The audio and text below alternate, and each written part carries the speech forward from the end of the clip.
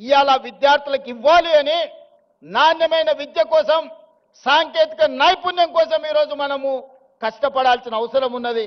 ఇక్కడున్న టీచింగ్ స్టాఫ్నైనా ఇక్కడున్న పరిపాలకులైనా నా సూచన ఒక్కటే, విద్య ఒక్కటే మన జీవితాలలో మార్పు తెస్తుంది. విద్య ఒక్కటే మన జీవితాలలో వెలుగును తెస్తుంది. విద్య ఒక్కటే మనల్ని వెనుకబాటుతనాన్ని నుంచి బయటికి తీసుకొస్తుంది. విద్య ఒక్కటే మన ఆత్మ గౌరవాన్ని పెంచుతుంది.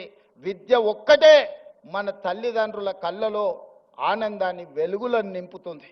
ఆ విద్య నాణ్యమైన విద్య సాంకేతిక నైపుణ్యంతో కూడుకున్న శిక్షణతో కూడుకున్న సాంకేతిక నైపుణ్యాన్ని ఇవ్వాలనుకున్నాం. కుల వివక్షను తొలగించాలి అనంటే ఎస్సీ హాస్టల్ ఒక దగ్గర, ఎస్టీ హాస్టల్ ఇంకొక దగ్గర, మైనారిటీ హాస్టల్ బీసీ హాస్టల్ వేరే వేరే ఊరు బయట కట్టిన తర్వాత ఆ ఎస్సీ హాస్టల్లో చదువుకున్న యువకుడి మైండ్లో ఏముంటుందో ఒక్కసారి ఆలోచన చేయండి. మేము ఎస్సీలం దళితులం కాబట్టే కదా ఊరు బయట మాకు బడి పెట్టిరని అనుకుంటున్నాం. మేము ఆదివాసులం గిరిజనులం కాబట్టే కదా ఇసిరేసినట్టు మమ్మల్ని ఎక్కడనో పెట్టినరు అనుకుంటున్నారు. బీసీలు మైనారిటీలు కూడా అదే ఆలోచన. అందుకే ఈ వివక్ష పోవాలి, మనందరం మనుషులుగా కలిసి ఉండాలి, మనలో మానవత్వము నిండాలి అని అంటే వీటిని తొలగించాలి, కులం అనే అడ్డుగోడల్ని తొలగించాలి.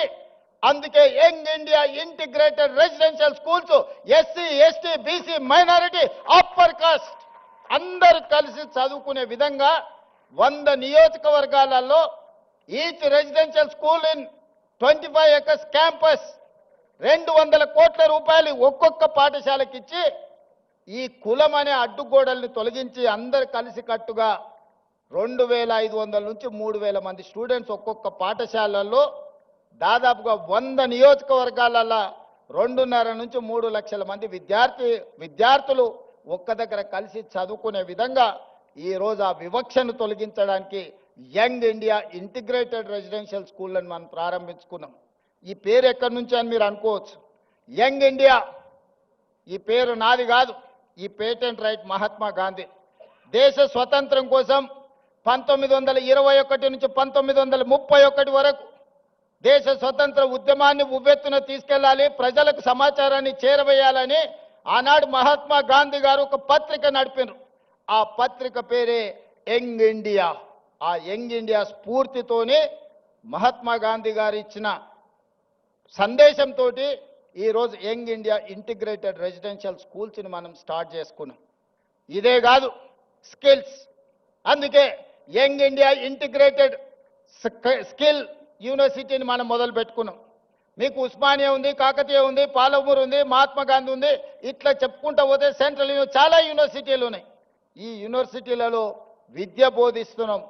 అవసరమైన సాంకేతిక నైపుణ్యాన్ని బోధించడానికి ఒక యూనివర్సిటీ ఉండాలని ఆలోచన చేసి యంగ్ ఇండియా స్కిల్స్ యూనివర్సిటీని దేశంలోనే మొట్టమొదటిసారి పబ్లిక్ ప్రైవేట్ పార్ట్నర్షిప్లో Anand Mahindra, Apollo hospitals, Reddy labs, లేకపోతే ఇట్లాంటి ఎంతో మంది నిష్ణాతులు, ఒక దేవయ్య గారు డాక్టర్గా వరంగల్ దళితుడు ఈరోజు అమెరికాలో ఎంత ఉన్నత స్థానానికంటే అతని ఆస్తి అతని పిల్లల ఆస్తి లెక్కేస్తే ఒక 4-5 లక్షల కోట్ల రూపాయల ఆస్తి ఉండొచ్చు. ఒక వరంగల్లో పుట్టిన దళిత బిడ్డ దేవయ్య ఈరోజు యంగ్ ఇండియా స్కిల్స్ యూనివర్సిటీలో బోర్డ్ ఆఫ్ డైరెక్టర్. ఎందుకంటే వాళ్ళ నుంచి మీకు ఇన్స్పిరేషన్ రావాలి. వాళ్ళు మీ మంచి భవిష్యత్తు కోసం ప్రతి సంవత్సరం 1,10,000 మంది ఇంజనీరింగ్ గ్రాడ్యుయేట్స్ తెలంగాణ రాష్ట్రం నుంచి పాస్ అవుతారు. వాళ్ళ తల్లిదండ్రులు గ్రామాలలో ఉండే, అయ్యా మా పిల్లగాడు ఇంజనీరింగ్ చదువుకున్నాడు, పెద్ద నౌకరీ అయ్యా, నువ్వు ముఖ్యమంత్రి అని వస్తుంటారు కొడంగల్ నుంచి. వాడిని పిలిచి అప్లికేషన్ పెట్టుకోరంటే వానికి రాయడానికి వస్తలేదు. వేరే పని చేసేటోనికి పని ఇప్పించుడు నాకు అలకగా ఉన్నది, ఇంజనీరింగ్ చదివిండి అంటే ఇప్పించుడు చాలా కష్టంగా ఉన్నది. ఇది నేను కొంచెం బాధతో చెప్తున్నా. సర్టిఫికెట్ అయితే వచ్చింది కానీ సాంకేతిక నైపుణ్యం లేదు.